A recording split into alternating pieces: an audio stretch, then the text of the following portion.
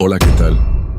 Muchas gracias por estar nuevamente aquí escuchando estos ecos de lo macabro. Sin duda, las historias sobre seres sobrenaturales siempre resultan impactantes, y México es uno de los lugares donde más relatos de este tipo existen.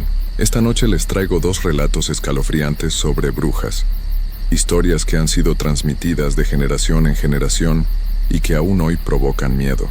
Si este contenido es de su agrado, les pido por favor que me dejen su like y se suscriban al canal. Según las estadísticas, más del 80% de las personas que ven los videos aún no lo están.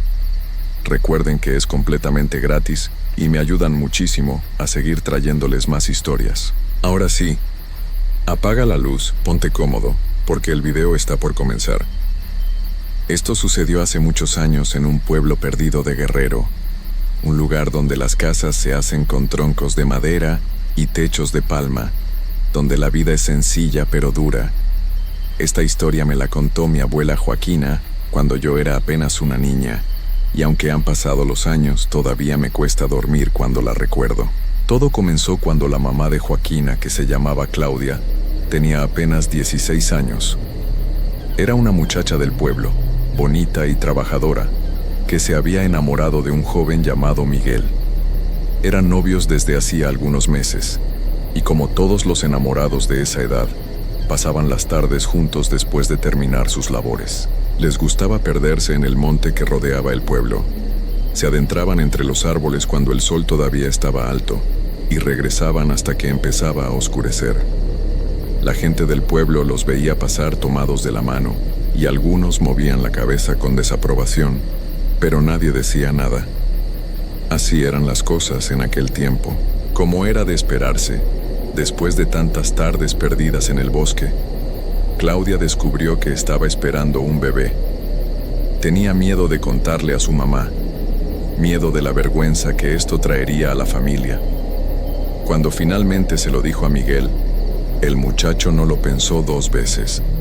Le prometió que todo estaría bien, que se irían juntos a la Ciudad de México, donde él conseguiría trabajo. Allá ganarían dinero suficiente para formar una familia como debe ser. Miguel partió un lunes por la mañana.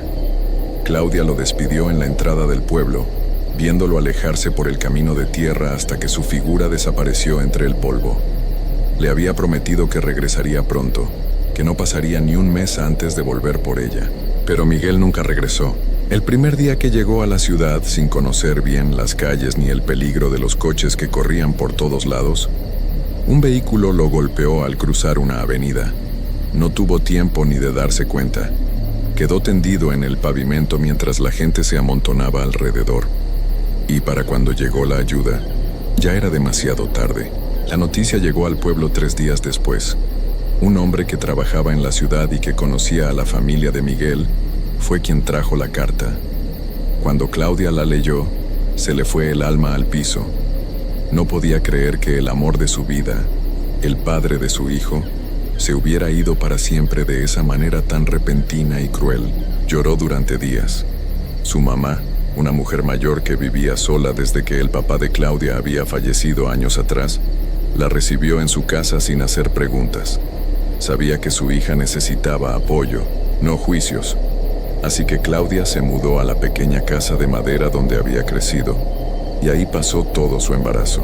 Los meses fueron pasando lentamente. Claudia trabajaba en lo que podía, ayudando a su mamá con las labores de la casa y del pequeño terreno que tenían.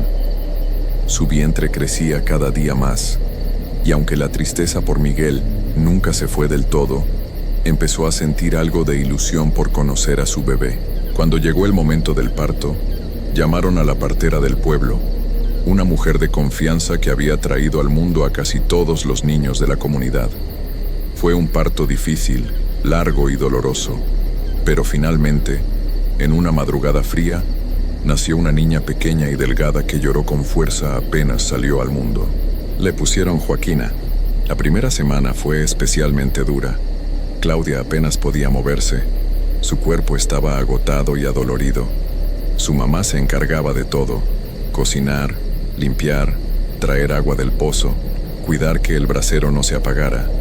La casa era muy humilde, de una sola habitación donde dormían comían y pasaban el día. El brasero estaba justo en el centro, y el humo salía por los huecos entre los troncos y el techo de palma. Una noche, exactamente 7 días después de que Joaquina naciera, estaban sentadas a la mesa. Habían cenado un poco de frijoles con tortillas, y Claudia sostenía a la bebé contra su pecho mientras la pequeña dormía tranquila. Afuera ya estaba completamente oscuro, y el único sonido que se escuchaba era el canto de los grillos y el ocasional ladrido de algún perro lejano. La mamá de Claudia se levantó de la mesa y bostezó. «Ya es bien tarde, hija. Hay que ir a dormirnos. La niña también necesita descansar bien». Claudia asintió. Tenía sueño y el cuerpo le dolía. Mientras su mamá empezaba a apagar el brasero, quitando los troncos que todavía ardían y echándoles tierra encima, ella tomó una velita y se dirigió a la esquina donde dormían. Extendió su petate en el suelo, después el de su mamá, y se acostó con cuidado de no despertar a Joaquina. Su mamá terminó de asegurar que el fuego estuviera completamente apagado y se acostó también. Durante unos minutos, platicaron en voz baja sobre cosas sin importancia, sobre lo que harían al día siguiente, sobre cómo la niña estaba creciendo bien. Fue entonces cuando lo escucharon, un sonido extraño, como un aleteo, algo grande que volaba afuera dando vueltas alrededor de la casa. Claudia se calló a media frase. Su mamá también dejó de hablar. Las dos se quedaron quietas escuchando. El aleteo se acercaba más. No era el vuelo ligero de un pájaro ni el zumbido de un insecto. Era algo pesado, algo que cortaba el aire con fuerza. Daba vueltas y vueltas, cada vez más cerca del techo de palma, y entonces se escuchó un golpe seco. Algo había aterrizado justo afuera de la casa. La mamá de Claudia se puso de pie de inmediato. Su rostro, iluminado apenas por la débil luz de la velita, mostraba una expresión que Claudia nunca le había visto. Era miedo puro. «Ya la olió», susurró la anciana con voz temblorosa. Claudia la miró sin entender, apretando más a Joaquina contra su pecho. «¿Ya olió quién? ¿De qué hablas, mamá?» «La bruja ya olió a la bebé». Claudia sintió que se le helaba la sangre. «¿Cuál bruja? Mamá, explícame, ¿de qué estás hablando?» La anciana se acercó a ella y la tomó del brazo con fuerza. «La misma que te quería llevar a ti cuando eras una niña. Párate ahora y reza conmigo». Claudia no tuvo tiempo de hacer más preguntas. En ese momento comenzaron a escucharse las pisadas. Eran pasos pesados, lentos, que rodeaban la casa. Quien fuera que estuviera afuera caminaba despacio, como buscando algo, como olisqueando. Y entonces comenzó el sonido más horrible que Claudia había escuchado en su vida. Era como cuando un perro busca comida, ese sonido que hacen con la nariz cuando rastrean un olor. Pero esto era más fuerte, más profundo, más desesperado, y venía de todos lados a la vez. La cosa que estaba afuera rodeaba la casa, aspirando el aire con fuerza, tratando de encontrar por dónde entrar. ¿Dónde? La mamá de Claudia se hincó en el suelo y comenzó a rezar la Magnífica con voz fuerte y clara. «Reza conmigo, te estoy diciendo, si no rezas no se va a ir». Claudia quiso hacerle caso, pero algo la detuvo. Escuchó que esa respiración se acercaba más, que venía desde su lado izquierdo. Sin poder controlarse, volteó la cabeza hacia allá. Lo que vio la dejó paralizada. Entre 2 troncos de madera había una rendija, un espacio apenas lo suficientemente ancho para que pasara un poco de luz durante el día. Y en ese espacio, mirándola directamente, estaba el rostro de una anciana, pero no era una anciana normal. Sus ojos eran completamente negros, sin nada de blanco en ellos. Su piel estaba arrugada y sucia, cubierta de algo oscuro que parecía tierra o barro seco, y su boca, abierta en una mueca horrible, mostraba dientes amarillentos y podridos. La criatura la miraba fijamente, sin parpadear, y Claudia no podía apartar la vista. Era como si esos ojos negros la hubieran atrapado, como si la hubieran metido en un trance del que no podía salir. Quería voltear, quería gritar, quería abrazar más fuerte a su bebé, pero su cuerpo no le respondía. «Que te pongas a rezar, entiéndeme, mujer. Ponte a rezar, si no, no se va a ir». La voz de su mamá sonaba lejana, como si viniera de muy lejos. Pero la anciana de afuera seguía mirándola, seguía sosteniéndola con esos ojos terribles. Entonces la cosa comenzó a arañar la madera. El sonido era espantoso. Las uñas, largas y duras como garras, raspaban los troncos con tanta fuerza que pedazos de madera empezaron a caer. La casa entera parecía temblar, y entre los arañazos, Claudia podía ver la silueta de la criatura moviéndose de un lado a otro, buscando, siempre buscando. La mamá de Claudia la agarró del brazo con fuerza y la sacudió. ¡Que reces, te estoy diciendo! Fue como si algo se rompiera dentro de Claudia. De pronto pudo mover la cabeza, pudo apartar la vista de esos ojos horribles. Se hincó junto a su mamá, sosteniendo a Joaquina con un brazo, y comenzó a rezar también. Proclama mi alma la grandeza del Señor. Se alegra mi espíritu en Dios, mi Salvador. En el momento en que las palabras salieron de su boca, la criatura de afuera lanzó un grito. No era un grito humano. Era un sonido agudo, penetrante, lleno de rabia y dolor, como si las oraciones le quemaran, como si cada palabra fuera un golpe. El grito se hizo más fuerte cuando la mamá de Claudia continuó rezando, más alto, sin detenerse, y entonces Joaquina comenzó a llorar. El llanto de la bebé pareció enfurecer aún más a la criatura. Los arañazos se volvieron más violentos, más desesperados. La cosa golpeaba la casa con tanta fuerza que el techo de palma empezó a sacudirse. Pedazos de hojas secas caían sobre ellas mientras seguían rezando, sin detenerse ni un segundo. Claudia miró de reojo hacia la rendija donde había visto el rostro horrible, y vio algo que la hizo temblar de terror. La criatura estaba metiendo la mano. Su brazo, delgado y huesudo, se abría paso entre los troncos. La mano tenía uñas largas y negras que se movían como buscando algo, tratando de alcanzar el interior de la casa. No le cabía completamente. Los troncos eran demasiado juntos, pero lo intentaba una y otra vez, empujando, forzando, rasguñando. Porque ha mirado la humillación de su sierva. Desde ahora me felicitarán todas las generaciones. Las voces de las dos mujeres se elevaban cada vez más, tratando de sobreponerse a los gritos de la criatura y al llanto de la bebé. El sonido dentro de esa pequeña casa de madera era ensordecedor, y entonces, de repente, todo se detuvo. Los arañazos cesaron, los gritos se apagaron, las pisadas pesadas comenzaron a alejarse, cada vez más débiles, cada vez más lejanas. Claudia y su mamá seguían rezando, no se atrevían a detenerse. Y entonces lo escucharon de nuevo, el aleteo. Esa cosa, lo que fuera que había estado afuera, estaba volando otra vez.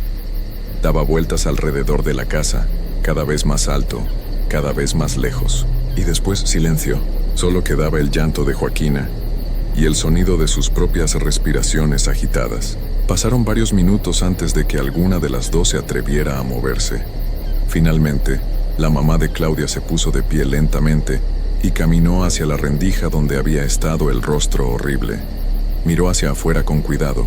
No había nada, solo la noche oscura y tranquila. Se volteó hacia Claudia, que seguía en el suelo con Joaquina en brazos, temblando. Ya se fue, por ahora. Claudia logró encontrar su voz. ¿Por ahora? ¿Qué quieres decir con por ahora? La anciana suspiró y se sentó junto a ella. Va a regresar, hija, siempre regresan. Las brujas pueden oler a los recién nacidos desde muy lejos, y cuando encuentran uno, no se dan por vencidas tan fácil. ¿Y qué vamos a hacer? Mañana temprano vamos a ir con la comadre. Ella nos va a ayudar. Esa noche ninguna de las dos pudo dormir. Se quedaron despiertas, abrazadas, con la velita encendida hasta que amaneció. Cada pequeño sonido las hacía saltar. Cada crujido de la madera les aceleraba el corazón, pero la criatura no regresó. Cuando los primeros rayos de sol comenzaron a colarse entre los troncos, la mamá de Claudia se levantó. Vamos, tenemos que ir ahora. Caminaron rápido por el pueblo hasta llegar a una casa pequeña en la otra esquina. La comadre, una mujer mayor que conocía todos los remedios y secretos del pueblo, la recibió en la puerta. Bastó con ver sus caras para entender que algo malo había pasado. Entren rápido, les dijo. Una vez adentro, la mamá de Claudia le contó todo lo que había sucedido durante la noche. La comadre escuchaba en silencio, asintiendo de vez en cuando. La niña, ¿verdad?, dijo cuando terminó el relato. Sí, viene por la niña. Comadre, hay que hacerlo de la última vez. Se pusieron en marcha de inmediato. La comadre les dio granos de mostaza que tenían que esparcir sobre el techo de palma. También les entregó un espejo pequeño que debían colgar en la puerta por la parte de afuera y un buen puñado de sal para hacer un círculo completo alrededor de la casa. Esto la va a mantener alejada, explicó la comadre. Pero tienen que hacerlo bien. El círculo de sal no puede romperse en ningún punto. ¿Entienden? Claudia asintió, pero sentía que eso no sería suficiente. ¿Y si regresa de todas formas? La comadre la miró seriamente. Entonces rezan toda la noche si es necesario. Regresaron a la casa y comenzaron a preparar las protecciones. La mamá de Claudia subió como pudo al techo y esparció los granos de mostaza por toda la palma. Claudia colgó el espejo en la puerta, cuidando de que quedara bien seguro, y juntas hicieron el círculo de sal, caminando despacio alrededor de la casa, asegurándose de que no quedara ni un solo hueco. Pero Claudia quiso hacer algo más. Entró a la casa y buscó un pedazo de papel y un lápiz. Con mano temblorosa, escribió la magnífica completa. Cada palabra la escribió pensando en su hija, en protegerla, en mantenerla a salvo. Cuando terminó, dobló el papel con cuidado y lo colgó justo debajo del espejo, en la puerta. Que esto selle la casa, murmuró. Que nada malo pueda entrar. La comadre decidió quedarse con ellas esa noche. Dijo que 3 personas rezando eran mejor que 2. Prepararon la cena en silencio. Comieron poco, y cuando empezó a oscurecer, se sentaron juntas a esperar. No tuvieron que esperar mucho. Apenas había caído la noche completamente cuando lo escucharon de nuevo. El aleteo. Esa cosa venía volando desde algún lugar lejano, acercándose cada vez más a la casa. Las 3 mujeres se tomaron de las manos. Joaquina dormía en los brazos de Claudia, ajena al peligro que se cernía sobre ella. El aleteo dio vueltas y vueltas sobre el techo, pero esta vez algo era diferente. El sonido no se acercaba tanto como la noche anterior. Era como si la criatura no pudiera bajar completamente, y entonces vino el golpe. Pero no fue cerca de la casa, fue más lejos, del otro lado del círculo de sal. Las pisadas comenzaron a sonar, pero se mantenían a distancia. La criatura caminaba alrededor una y otra vez, pero no se acercaba más. Y entonces empezaron los gritos. Eran gritos de rabia, de frustración. La cosa sabía que la bebé estaba ahí dentro. Podía olerla, pero no podía alcanzarla. Las protecciones estaban funcionando. Durante horas la criatura estuvo dando vueltas, gritando, arañando el aire. Pero no podía cruzar el círculo de sal. No podía tocar la casa. Las 3 mujeres rezaban sin parar, sosteniéndose unas a otras, dándose fuerza. Finalmente, cuando ya estaba por amanecer, el aleteo se alejó. La cosa se había ido, derrotada, pero la mamá de Claudia sabía que esto no había terminado. Va a regresar, dijo cuando salió el sol. Estas protecciones no van a durar para siempre. La sal se va a esparcir con el viento, el espejo se puede caer, los granos de mostaza se los van a comer los pájaros. Necesitamos hacer algo más fuerte. La comadre asintió. Tienen que llevar a la niña al pueblo, a la iglesia. Esa misma mañana, sin perder tiempo, las 3 mujeres empacaron lo necesario y comenzaron a caminar. Era un trayecto largo, de varias horas, pero no podían esperar. Cada día que pasaba, la criatura se volvería más insistente, más desesperada. Llegaron al pueblo cuando el sol estaba en lo más alto del cielo. Fueron directamente a la iglesia, una construcción vieja de adobe con un campanario pequeño. La mamá de Claudia conocía bien al sacerdote, un hombre mayor que llevaba décadas sirviendo en esa comunidad. Lo encontraron en la sacristía, preparando las cosas para la misa de la tarde. «Padre», dijo la anciana, «necesitamos su ayuda. La bruja ha regresado». El sacerdote las miró por encima de sus lentes. No parecía sorprendido. «¿La niña?», preguntó simplemente. «Sí, padre. Acaba de nacer hace una semana». El sacerdote cerró el libro que estaba leyendo y se acercó a ellas. Miró a Joaquina, que dormía tranquila en brazos de Claudia. «Entiendo. Hija», le dijo a Claudia, «¿la niña está bautizada?». Claudia negó con la cabeza. «No, padre. Todavía no hemos tenido tiempo». El sacerdote asintió con seriedad. «Por eso viene la bruja. Los recién nacidos que no están bautizados son más vulnerables. No tienen la protección de la iglesia, no tienen el sello del sacramento. Para estas criaturas oscuras, es como si fueran presa fácil. Claudia sintió que se le hacía un nudo en la garganta. ¿Y qué podemos hacer, padre? Hay que bautizarla ahora mismo, no podemos esperar. ¿Ahora? ¿No tenemos que esperar al domingo? No hay tiempo para eso, hija. Si la bruja ya la olió, ya la marcó. Va a seguir regresando noche tras noche hasta que logre llevársela. El bautizo es la única forma de protegerla de verdad. El sacerdote se movió rápido para su edad. Preparó la pila bautismal, sacó sus vestiduras, llamó a 2 personas del pueblo para que sirvieran de padrinos. En menos de 1 hora, todo estaba listo. La ceremonia fue sencilla pero profunda. El sacerdote tomó a Joaquina en sus brazos y la llevó hasta la pila de agua bendita. Rezó las oraciones del bautismo con voz firme y clara, haciendo la señal de la cruz sobre la frente de la bebé. Cuando derramó el agua bendita sobre la cabeza de Joaquina, la niña abrió los ojos y miró alrededor. No lloró. Se quedó quieta, como si entendiera la importancia de lo que estaba pasando. Yo te bautizo en el nombre del Padre y del Hijo y del Espíritu Santo. Las palabras resonaron en las paredes de la vieja iglesia. Claudia sintió algo diferente en ese momento, como si el aire mismo hubiera cambiado. Era difícil de explicar, pero fue como si una carga pesada se levantara de sus hombros. El sacerdote le devolvió la bebé a Claudia. Ya está protegida, dijo. La bruja ya no puede tocarla. El sacramento es un escudo más fuerte que cualquier magia oscura. ¿Está seguro, padre? ¿Ya no va a regresar? Puede que lo intente, admitió el sacerdote. Estas criaturas son tercas, pero ya no podrá hacerle daño a la niña. El bautismo la ha puesto bajo la protección de Dios, y eso es algo que ninguna bruja puede romper. Las mujeres pasaron esa noche en el pueblo, en casa de unos familiares. Querían estar seguras antes de regresar, y efectivamente, esa noche se escucharon aleteos sobre las casas del pueblo. Se escucharon gritos a lo lejos, en las montañas, pero no se acercaron. La criatura sabía que había perdido. Al día siguiente regresaron a su casa. El círculo de sal seguía ahí, intacto.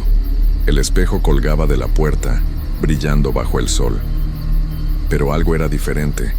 El ambiente se sentía más ligero, menos opresivo. Esa noche durmieron tranquilas por primera vez en días.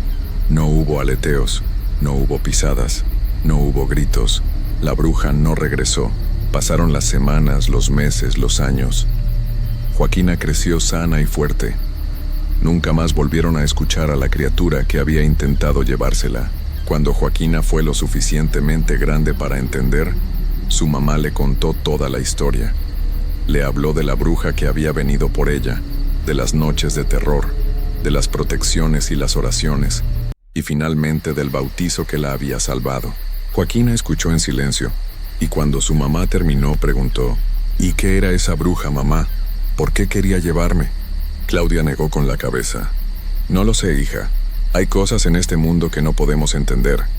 Cosas que existen en la oscuridad esperando su oportunidad. Pero también hay protección.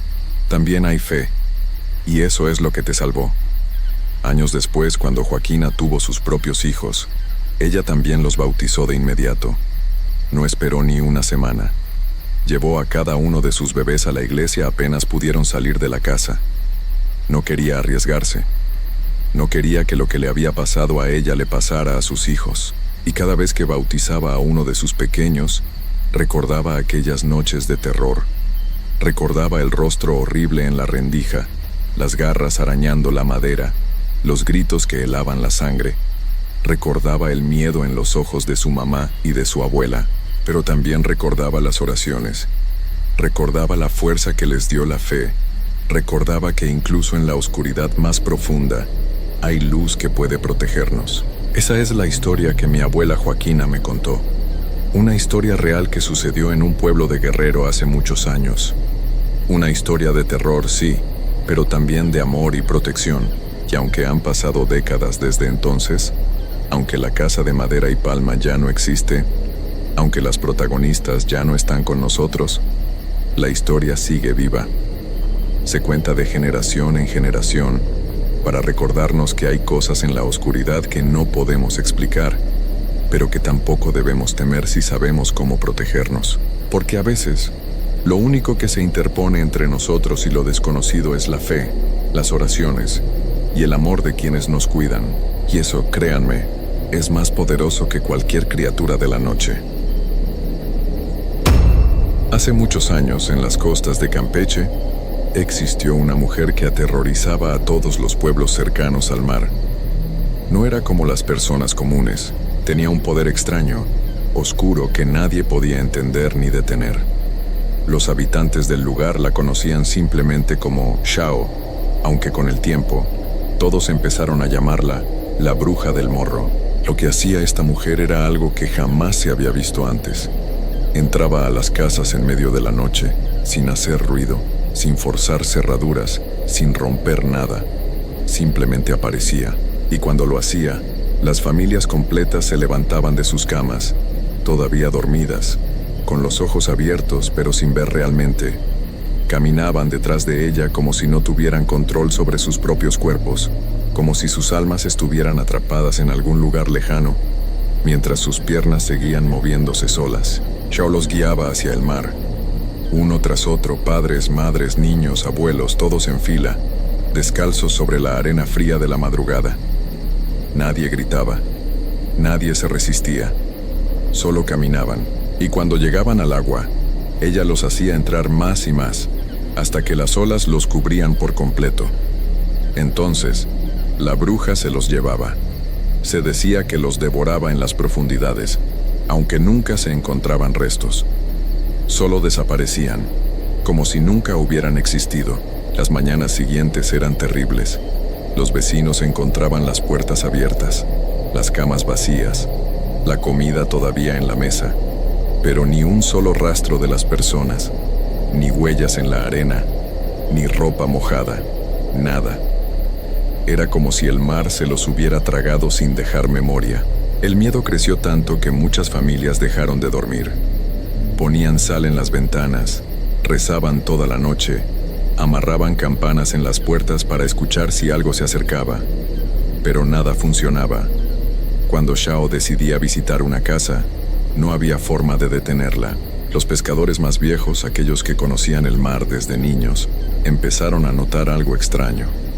Decían que en las noches en que el viento del norte soplaba con más fuerza, se podía ver una figura delgada, casi transparente, moviéndose entre las rocas del morro. Una sombra que no parecía humana.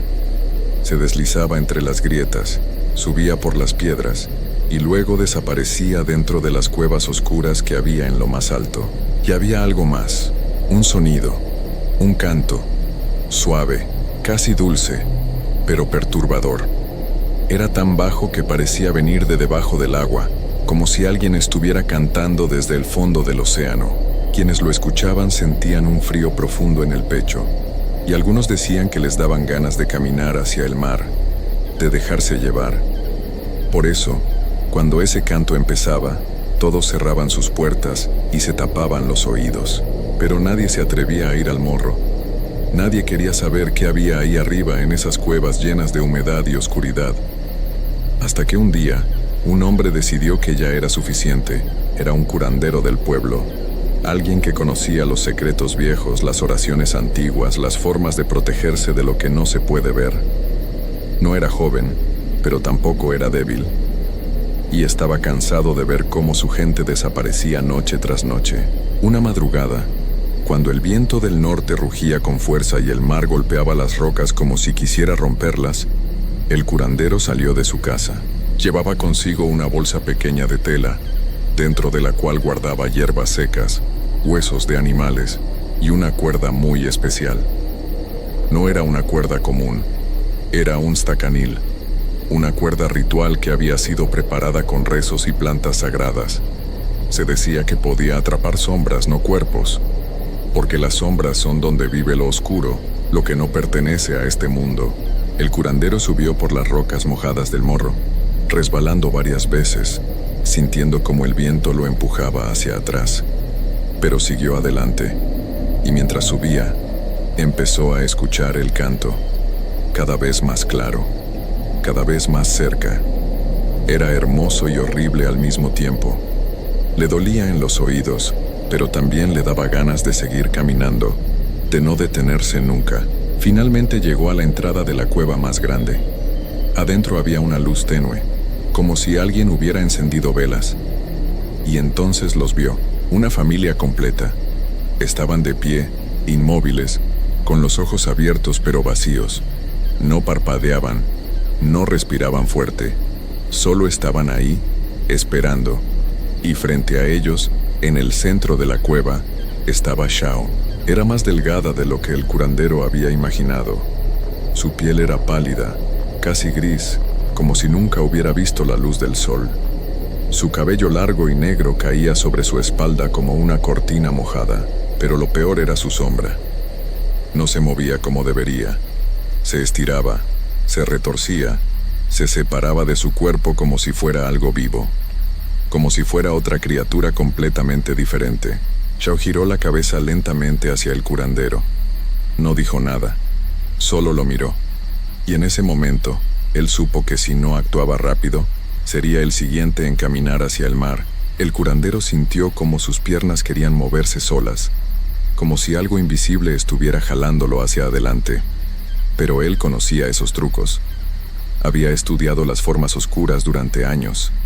Sabía que no podía mirar directamente a los ojos de Xiao, porque ahí es donde ella atrapaba a las personas. En la mirada. En ese vacío profundo que parecía no tener fondo. Rápidamente sacó el estacanil de su bolsa. La cuerda brilló un poco bajo la luz tenue de la cueva. Xiao lo notó de inmediato. Su expresión cambió. Por primera vez mostró algo parecido al miedo. O tal vez era rabia. Era difícil saberlo. La bruja movió su mano y su sombra creció. Se estiró por las paredes de la cueva como si fueran tentáculos negros, largos y retorcidos. Parecían querer envolver al curandero, ahogarlo en oscuridad. Pero él fue más rápido. Lanzó el estacanil con fuerza hacia la sombra más cercana. Cuando la cuerda tocó la sombra de Xiao, algo extraño sucedió. La cueva entera tembló. Las piedras vibraron. Y entonces Xiao gritó. No fue un grito normal. Fue algo que venía desde muy adentro, algo que parecía romper el aire mismo. Sonaba como si 1000 voces gritaran al mismo tiempo, como si la cueva la estuviera quebrando desde adentro, pedazo por pedazo. La sombra quedó atrapada en la cuerda, y donde la sombra no podía moverse, Xiao tampoco podía hacerlo. Intentó arrastrarse, intentó liberarse, pero era imposible. El estacanil había funcionado. La familia que estaba de pie en la cueva comenzó a despertar lentamente. Parpadearon, se miraron las manos. No entendían dónde estaban ni cómo habían llegado ahí. El curandero les gritó que salieran corriendo, que bajaran del morro y no miraran atrás. Y ellos obedecieron. Todavía confundidos, todavía asustados, pero vivos. Mientras tanto, otros hombres del pueblo habían seguido al curandero desde lejos. Cuando vieron lo que había pasado, subieron rápidamente a la cueva. Entre todos, arrastraron a Xiao hacia la parte más profunda del morro, donde las rocas formaban un pozo natural. Era un lugar donde la marea subía todas las noches, llenándolo completamente de agua salada. La amarraron con cadenas viejas, oxidadas, que habían sido bendecidas por el curandero, y la dejaron ahí, en el fondo del pozo, esperando a que la marea llegara. Xiao no forcejeó. No suplicó, solo los miró con esos ojos vacíos, esos ojos que parecían tragarse la luz. Pero antes de que el agua comenzara a subir, antes de que el mar la cubriera por completo, Xiao habló. Su voz sonaba diferente ahora, más grave, más fría, como si viniera de muy lejos. Dijo solo una frase que los hombres nunca olvidaron y que después se repitió de generación en generación en todo Campeche. Cuando olviden mi nombre, voy a regresar. Y entonces el agua empezó a subir. Poco a poco. Primero le cubrió los pies, luego las piernas, después el pecho, y finalmente, la cabeza. Xiao desapareció bajo el agua oscura y espumosa del mar. Los hombres esperaron hasta que la marea bajó de nuevo. Pero cuando miraron dentro del pozo, no había nada. Ni cadenas, ni ropa, ni huesos. Solo piedras mojadas y algas. Desde esa noche las desapariciones se detuvieron. Las familias pudieron dormir tranquilas otra vez. Los pescadores volvieron a salir al mar sin miedo, y poco a poco, la vida regresó a la normalidad. Pero la cueva sigue ahí. Todavía existe. Y en las noches en que el viento del norte sopla con fuerza, cuando las olas golpean las rocas del Morro con rabia, algunos pescadores juran que todavía se escucha algo. Un lamento, suave al principio, casi imperceptible, como un suspiro que viene desde muy adentro de las piedras. Y si te quedas quieto, si prestas mucha atención, ese lamento empieza a cambiar. Se vuelve más fuerte, más claro. Ya no suena triste, suena enojado, suena como una amenaza. Los viejos del pueblo dicen que ya casi nadie recuerda el nombre de Shao, que los jóvenes no conocen la historia completa, que con el tiempo, todo se ha ido olvidando. Y eso les preocupa. Porque si lo que dijo la bruja era verdad, si realmente va a regresar cuando su nombre sea olvidado, entonces tal vez ya no falta mucho. Por eso en Campeche, todavía hay quienes evitan pasar cerca del morro cuando cae la noche. Todavía hay quienes cierran bien sus puertas y ventanas cuando el viento del norte empieza a soplar. Y todavía hay quienes, antes de dormir, repiten el nombre en voz baja, como si fuera una oración. Shao, la bruja del morro, para que nunca se olvide, para que nunca regrese. Pero en las noches más oscuras, cuando el mar está inquieto y las nubes cubren la luna, algunos dicen que ya la han visto otra vez. Una figura delgada moviéndose entre las rocas.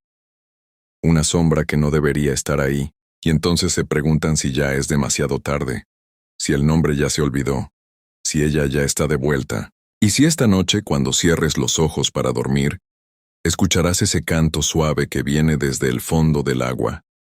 Ese canto que te invita a levantarte, a caminar, a seguirla, porque Shao nunca perdona y nunca olvida.